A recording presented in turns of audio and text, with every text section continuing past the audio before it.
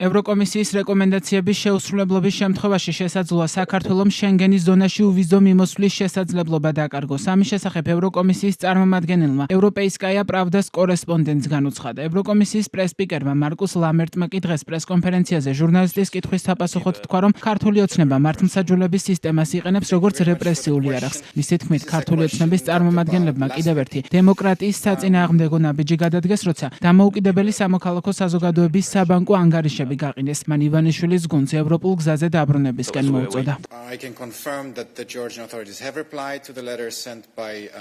გიდასტურებთ, რომ კომისიის მიერ გაგზავნილ წერილს ხელისუფლების წარმომადგენლებმა უპასუხეს. ახლა ჩვენ წერილის შეფასების პროცესში ვართ. კომისია ელოდება, რომ ხელისუფლების წარმომადგენლებმა გადადგან კონკრეტული ნაბიჯები, რომ ევროკომისიის რეკომენდაციებს უპასუხონ. გასულ კვირას საქართველოს ხელისუფლებამ კიდევ ერთი დემოკრატიის საწინააღმდეგო ნაბიჯი გადადგა, როცა დამოუკიდებელი სამოქალაქო საზოგადოების საბანკო ანგარიშები გაყინა. ეს არის კიდევ ერთი თავდასხმა ფუნდამენტურ უფლებებზე და მართლმსაჯულების სისტემის რეპრესიული არაღად გამოყენება. ევროკავშირი მოუწოდებს საქართველოს ხელისუფლების წარმომადგენლებს, რომ დაუყოვნებლივ შეცვალონ ეს გადაწყვეტილება.